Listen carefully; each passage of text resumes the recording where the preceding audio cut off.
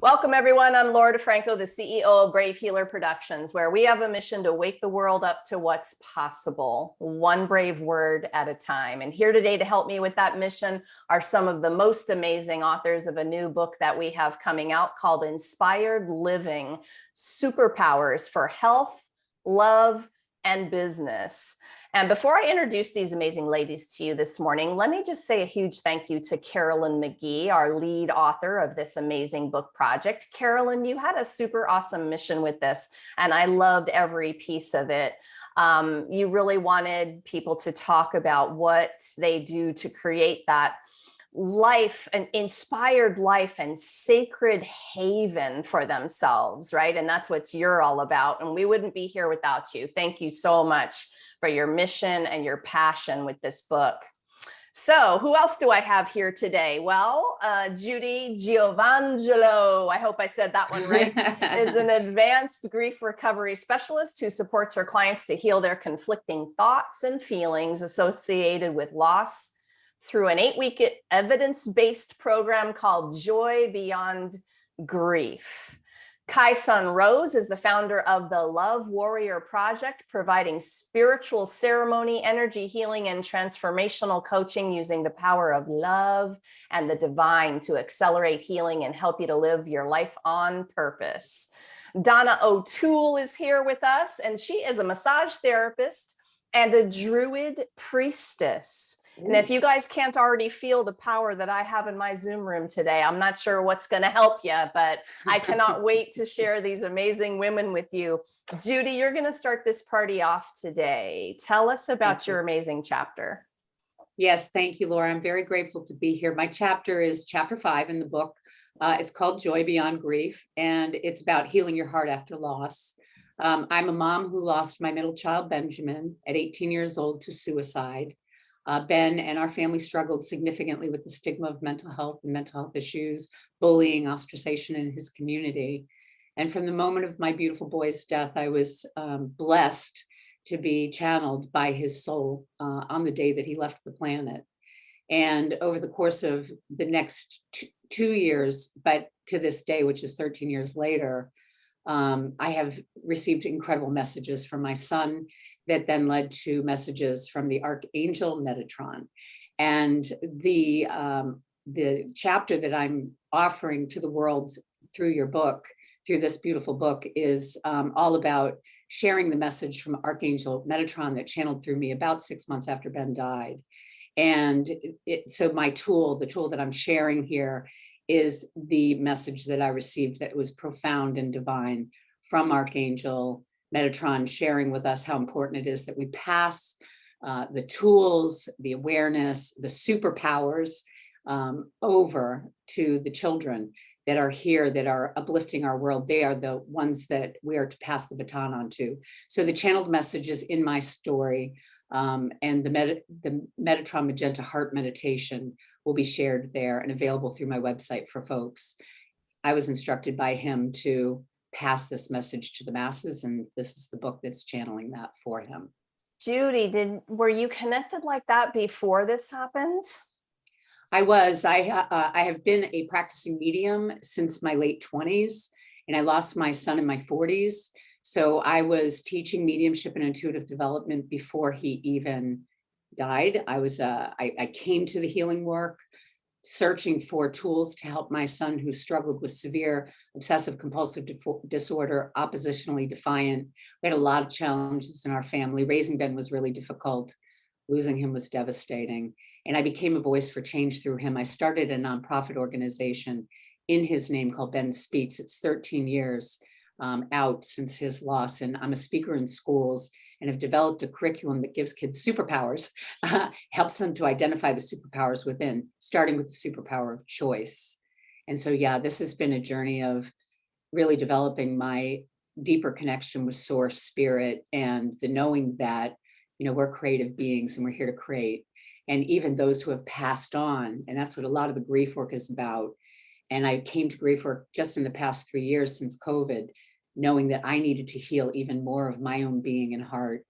And this methodology has provided that for me. I didn't even know that I was still dealing with a lot of unresolved grief. So Yeah, I'm a medium. I'm an energy medicine healer and a grief support specialist. Thank you, And that's what I do. Judy. And the founder Um, of a nonprofit. And you I've got a guys, bit on don't my worry plate. because you're going to hear a lot of amazing things today and you're going to want to find out more about all of these women. So I've got you hooked up down below. So no worries about that. Judy, thank you. We're going to hear more about all of that in a few minutes. Kai, you're up next. Tell us about your amazing chapter. Well, I'm really excited to be part of this project. It's a dream come true because I've always known that there would be something about my life and my horse would come into a book, and it was just like the dream manifested just so beautifully.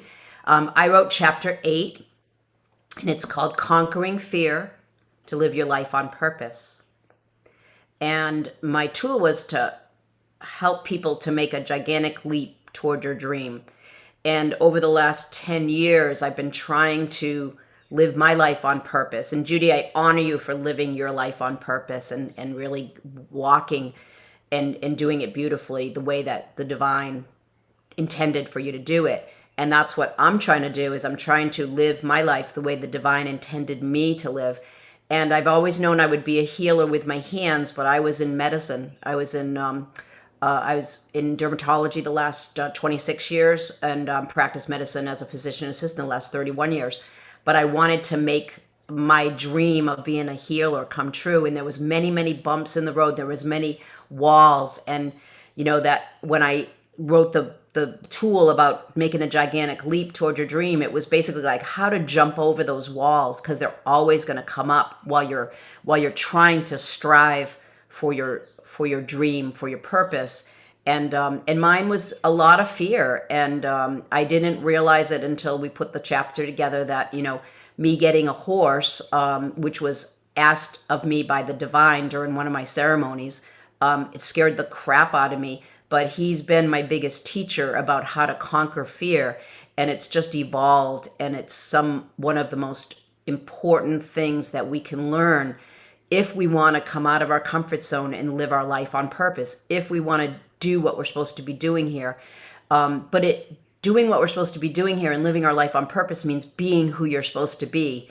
And that's a scary thing for a lot of people. And I want to help people to do that, to give them a helping hand about how to really show up the way that they know that inside they're supposed to be. And it took my teacher dying unexpectedly last year for me to show up and say, I need to leave medicine.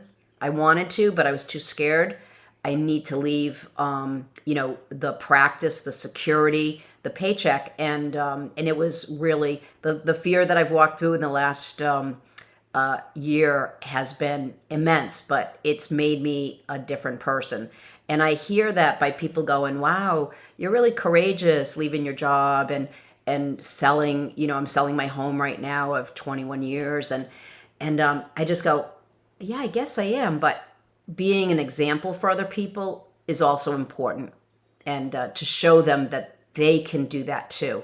But a lot of fear holds us back. So it's been a wonderful journey, and I just love doing this, being on purpose. Thank you, Kai. Oh my goodness, there's so much there. I want to pause on the horse for just a moment. There have been 2 or 3 beautiful horse stories in our volumes, including your beautiful story. And I'm just sort of wanting to pause for a moment just to say, I felt it and have had a little bit of healing experience through a myofascial course where we treated horses that had been rescued from the racetrack. This was up in Dover, Delaware.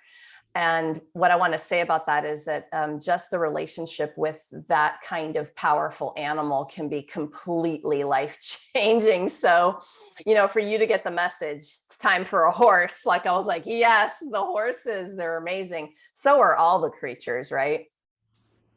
Yeah, and my ceremony that I do weekly is called the Spirit Horse Healing Pipe Ceremony, and I was told by Spirit that the horse comes in. I already had my horse, and he is the healer, and he will come in during the ceremony, as will other horses. And I tell people, I go, they're just nudging you. They're on your back. They're, nibbling on your shoulder right now and doing the healing. And so it's really powerful to bring them in the spiritual sense too. Yes. Oh my gosh, no doubt. Oh man, I can't wait for y'all to read these beautiful chapters. Okay, Donna, we need to hear about yours. You're up next. Hi, my chapter, first off, thank you for this opportunity. I thank Carolyn for believing in me. My chapter is chapter 14, and it's titled Accessing Your Inner Truth, How to Experience Life-Changing Spiritual Growth Through Meditation. I did not think I was going to write the chapter that I did. I thought I was going to write about, I've lost 2 husbands, and I thought it was going to be about those journeys through grief. And thank you, Judy, for your comments on that. It's beautiful. Instead, I was led to write about being sexually abused from the age of 5 to 17 by my own father. And in it, I don't describe any of the sexual abuse or what he did, because that wasn't what was important. What's important is the journey through the psychological damage that's sustained through those years. Of living out of coming out of the fear. It's about being at death's door and finding the power at that time to take my own power back, finding the strength to come through that and say, I am no longer the victim. And then the journey of healing began, and a road to forgiveness, a road to finding your inner truth. I also developed Crohn's disease, which is a very chronic disease of the intestines. People don't heal from it. It's there for life. And I have been Crohn's free for 30 years based on my forgiveness work that I have done. And I did that through my tool that I introducing is meditation. And there's hundreds of different ways for people to meditate. It's just finding the one that brings you the joy and takes you to that place where you can find your inner truth. And the one that I like doing is through a guided meditation through I am statements, because the I am, there's power within that, because it's saying who you are inside, finding your inner self and the truth of that. And they hold the vibration of whatever you say in an I am statement to bringing it into reality. And they transcend all dimensions. They hold beautiful vibrations. And that's what I hope to, I guess, what the biggest thing is that if I can change one person's life through my story, then it's well worth the journey that I did, so that other people can find the voice within themselves. Yes, no doubt. And you will no doubt change a life just by sharing. And I'm going to say thanks to all of you for just saying yes to the project, first of all. But then secondly, maybe you didn't quite know what you were getting yourself into before you started. And I thank you for sticking with it and beautifully sharing your vulnerable, deep moments to do just what you said, Donna, in hopes that somebody would be helped by that. I appreciate all of you. And the master teachings you're all sharing in the book are profound, life-changing kinds of tools. And so this is just what makes these books dream toolkits for people, because they get to hear all of your unique voices and stories. And then they get an idea of all these ways. Oh, Donna, you said something I loved. It's pick the kind of meditation that brings you joy. There's hundreds of ways to do this, right? And I hate to use the M word in meditation because it scares people, because they think there's some kind of rule about how you should do it and what you should do and, you know, all of that stuff. So that is it, isn't it? Just pick the one that brings you joy. Yeah. Anything you want to say about? Yeah, go ahead. I was going to say that, you know, I am a teacher of meditation. I've taught yoga nidra and yoga for 30 years and have lots of great meditations. And the meditation that I'm bringing as a tool is phenomenal. And I'm just really grateful to bring it as I was instructed to do. This was a great vehicle for that. But my favorite meditation is with Deepak Chopra's Day 12, you know, in his 21 Days of Abundance. I do it every single day. where he just, has you write on a piece of paper and scribe and throw it into the vortex in the universe and just ask for what you want. And I do that every single day. And it's just, that's what works for me. And I love it. everybody's different and everybody finds the perfect thing for them. I was So, yeah. fortunate enough to have a 5-day class with Deepak Chopra, Oh, you are. and it was awesome. But one of the things he teaches is be comfortable. There's no, that's one of the things. You don't have to sit in this yoga pose in order to do it, and that's what so many people fall short on. They think you have to, exactly what Laura said, you have to do certain things. You have to just sit. I will never just sit. I'm not a sitter. I hear John, you there. I love that you focus so much on the I am, because to me, the I am is everything you said, but it is also the divine. It's spirit, and it is the name for spirit. And when you say, to focus on that, and then put what you want into the ethers, into the universe, it is so powerful. And for me, I was taught on my spiritual practice is that, in the silence is when you speak to God. And that's what meditation is trying to do, is just get you to the place where you can connect into your divinity. And my meditation practice that I teach, it was from my teacher that recently passed, is connecting with the divine entity, so they help you to heal. And that's what you're doing when you teach, your meditation practice, Donna and Judy. Like, you can tell that you're clicking into the divine source, which is where we're all connected to, and it's how we bring ourselves joy. So thank you, Judy, for your very powerful chapter. I connect into your chapter, and my experience changed my whole life, and changed my whole life having relationships, which I'm still working on at 61 years old. And I'm really looking forward to your chapter. Thank you so much. So thank you for your vulnerability.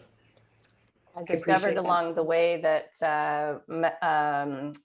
my meditation was with a pen on paper, and that journaling was my connection, was a channel to that place you all are talking about this morning. And so when I finally just surrendered, because I thought at first I was supposed to just sit like Judy, and I'm like, no, because every time I put this pen on my paper, I go to that place where words move through. And it was a light bulb for me to just allow it to be what it was for me, and not what anyone else said it should be.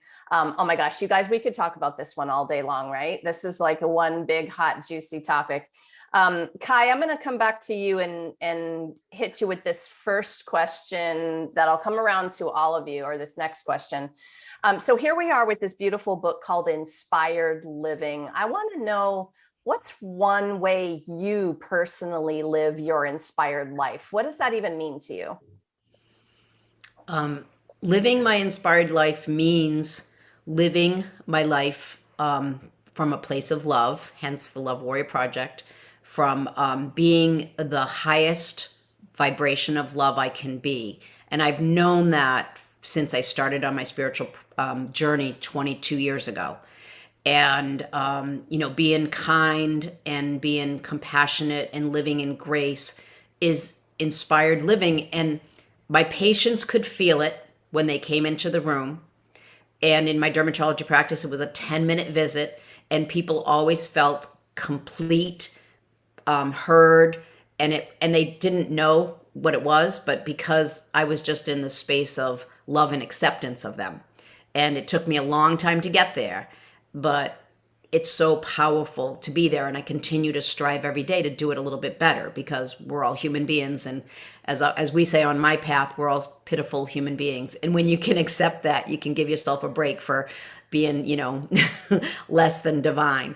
And so that's my inspiration, is to be the highest vibration of love possible when I am with you and honoring you. Yes, very powerful and so simple and amazing. Thank you. Donna, what would your version of this be? How do you live an inspired life? Uh, One of my dearest friends, he's no longer with us, he's transitioned, but he said, you need to be or do whatever makes your soul sing. And so each day when I get up, I start off the day in gratitude. I have a morning rituals that I do. Maybe I do some readings from some of the other books that you produce with 365 days with the angels and all that but I have a Celtic readings that I do. I meditate, but it's also making the choice of how I'm going to show up for the day, how I'm going to live my authentic life, how I can be an inspiration and let my light shine to the world. And that's what I hold near and dear. I made a mantra based on 8 words or less of how do you describe yourself. And I describe myself as sharing joys of love and life with others. Hence, I wanted to bring that message to all my emails. So I made my email sharing joys, so that message, that energy of whatever comes in, holds that energy of sharing joys as well as when I send something out. I love that. And I love that you talked about gratitude too. I believe that's a foundational way of living an inspired life. But you said something even more important. You said you choose, with awareness, we choose, we get to choose. And when you wake up every day and make the choices to share the joy, then that's badass. Yeah. I mean, like that's what we need to be waking up to more and more, is that we have a choice with every moment, no matter what's happening around us. Judy, I think you're an incredible example of no matter what's happening. What's one of the ways you've lived an inspired life? Well, I have many practices that I have steeped into my life, but I think every day waking up, as one of you just spoke to, is the practice of gratitude, being focused and appreciating everything that's around me, being present with what is around me in every moment, being present to who's in front of me in every moment, and loving them and accepting them as they are, stepping out of judgment and into innocence, stepping out of fear and into love. These are hard practices, I think, for so many, and for myself, for a big part of my journey, because I, came from growing up in a difficult life condition and had very low self-esteem and self-worth, and was petrified to become a voice for change. And I had to work through a lot of my own internal fears and let go a lot of, and heal a lot of my unresolved grief over a trajectory of losses, not just my son, Ben, but my mother, my 2 sisters, my marriage, a friend to a fire, a brother-in-law to suicide, all in a 7-year period. And so, to be inspired inside of that, that's not an easy feat. But taking the nuggets and having that daily connection with God, with spirit. And I've noticed that when I try to control my life, it doesn't go so well. And when I let go and really, I have to put on my own oxygen mask, and think that's an important distinction. That's not about control. That's just about taking care of self first. But when I really let go and shift out of what I call me consciousness, all about me, and shift into more of a we consciousness, and be in service to the greater good, and show up every day trying to be in service to others, that's when I feel the most inspired. That's when I feel the most on purpose, and where I can impact change on this planet that is, I forget what the word somebody just used, but pitiful, maybe it was the word. It's a tough place to be. It's a fallen world in so many ways, and yet here we are, these beautiful beams of sunshine and light. And that's what I want to do, is bring light to the world through whatever it is that I do. Listening to you talk about that, I think that we by nourishing ourselves first, like you talked about, being able to serve from an overflow versus our reserves all the time. So I think even that when you do that for yourself, you're automatically helping everybody around you. So that's what I've experienced. Yeah, I've experienced that, and I can feel now the difference when I call it being in the rude Rudy, which is the inner voice, the critical mind. And I know when I'm there because I'm in fear, or I'm in disgust, or I'm in judgment, or I'm in something. And I've learned how to kind of step out of that and step into what I call the magician, the magical creator here in a space, in a place where all things are possible. And what I feed is what I create. And so it's just making that distinction day to day. And Yes. sometimes that's hard. And then when the person who, shows up before you that triggers something in you, it's really not about them. And I think that's the work, and that's the inspired life, is not thinking that it's going to be beautiful all the time, because it's not. Life is messy. And when it gets messy, you have to take accountability, you have to take responsibility for who you're being in that space. And you shift out of fear, judgment, deal with it, and then come back to love. And it's a practice. Well, this, you guys, is why I love rolling with other healers, because they're taking responsibility for this big stuff like what Judy's talking about. And your inner circle of people should help you feel supported like that. Your people should be walking the walk with you. And that's why I love to bring you all these communities of healers who are sharing their stories, but also modeling that responsibility for the awareness practice. You all are really, truly amazing for that one specific thing. Okay, so we've got inspired living, and then we have this idea of the superpowers, right? So Donna, I've got this question for you first this time. Sometimes I think what we least expect, or maybe we don't see it in ourselves at first, becomes the superpower. And so what I want to know is, what do you think about when it comes to one of your own superpowers and that journey? Whoa, that's a really tough question. I think for me was not losing who I am.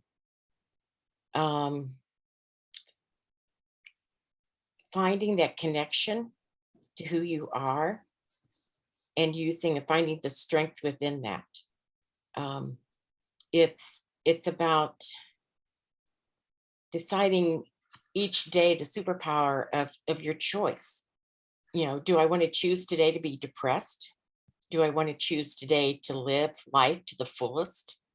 Having lost 2 husbands within 11-year span of time, you learn the joys of each day, and that showing up each day is what's important, being the best version of yourself. And so it's finding whatever you need that day to become the super person that you really are, to let your inner truth be revealed, and to be there in your relationships with everybody else and anything else around you, relationship with nature, relationship with all your friends, your family.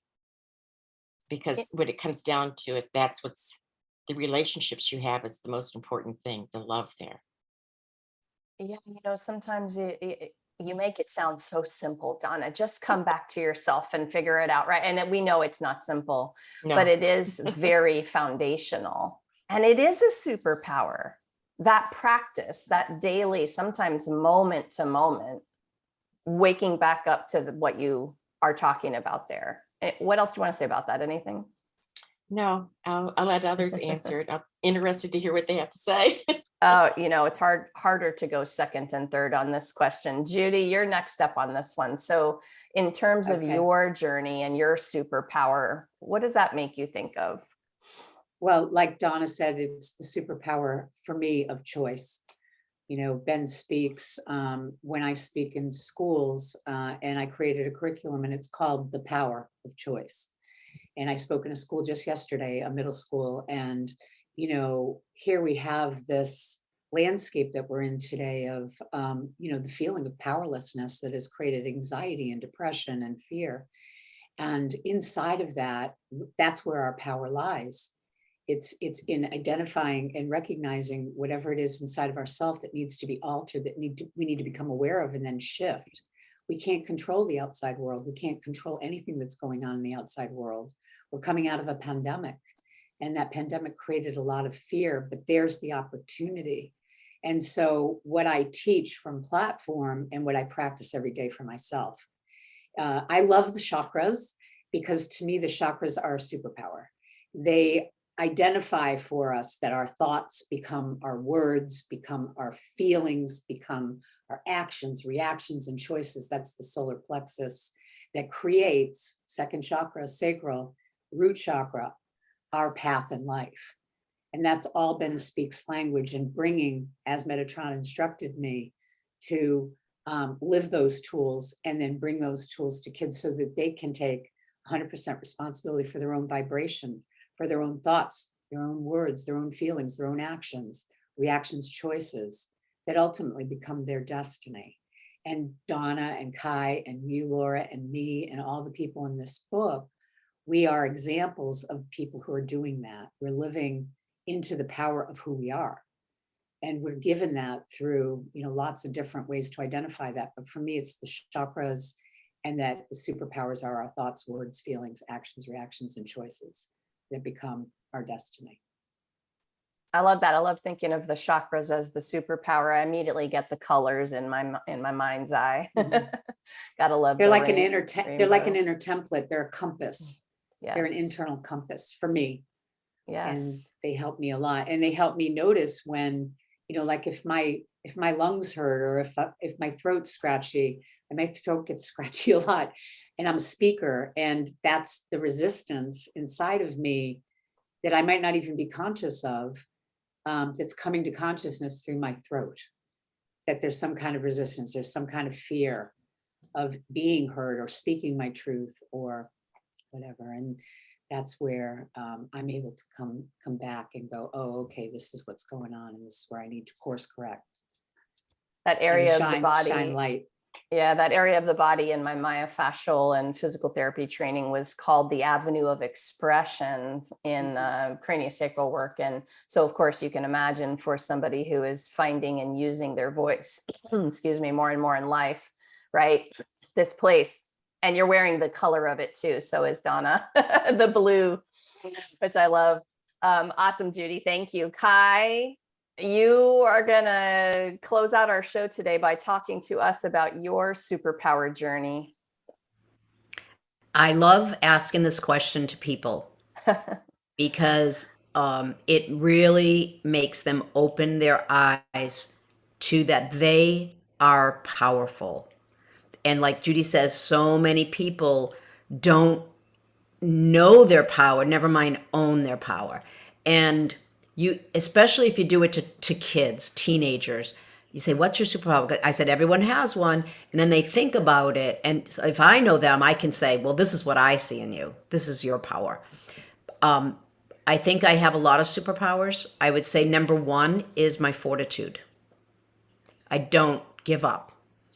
22 years ago, I decided to heal my core issues, to make my insides just like as clear as I can be. And as a healer, that's what you want. You want to be clear.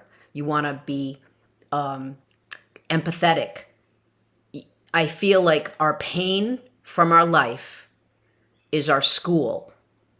And without the loss that all of us have had, I've had a lot of loss in my family. My mom, my dad, lots of aunts, uncles, my cousins, my one friend. I've only lost one friend. It was devastating because it was the first time that happened. And I've been alone for, I've been alone for like 18 to almost 20 years now without a mom or a dad. And it's huge. Those losses made me who I am today. That pain of my childhood, like Donna spoke of, made me who I am today.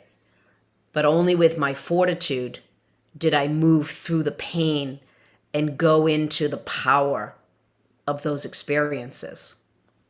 And on my path, we speak about, the warriors are the ones who have had it hard. They're not the ones that have skipped through life. The warriors have had pain at almost every turn, but they turn it into power. And I would say that my faith, which I never really knew I had this faith inside of me, it woke up at 38 years old, and I found myself on the Native American path. And what I've learned is it doesn't matter what path you're on. It just matters that you stick with something and have the fortitude to gather all of the beauty from whatever path of life that you can grow on. And that can be a marriage, that can be being a mother, that can be being a teacher, it can be, in my case, being a sun dancer. When I do a ceremony at the Lakota reservation, it doesn't matter what the path is that you're on. It's just that you look down and you keep moving forward 1 foot at a time. And the blocks that come up, you just go, I'm just going to learn from that block, and I'm going to be bigger from it and better from it and shinier from it and more loving from it, because everybody has pain. And when you understand that every single person you meet is living with tons of pain, and you honor that, that's just the biggest gift to them and to you. I love asking everybody what's their superpower, because it really lights them up when they realize that they have a superpower. I love the idea of fortitude. In the martial arts journey, we called it indomitable spirit. And ladies, you all have one of those. Thank you. Authors, thank you so much for what you do in the world and for being here today to share it with everyone. Thanks, It ladies. was so nice to hear from all of you. Gosh, I'm very inspired just listening to you, Kai and Donna and Laura as well. It was so nice to hear from you today. Loved Thank it. you. So Can you see how we're all related? We all live the same life. We put 1 foot in front of each other, and we need to honor each other. Yes, Yes, And absolutely. I honor doubt. both of you ladies for your chapter. Very powerful.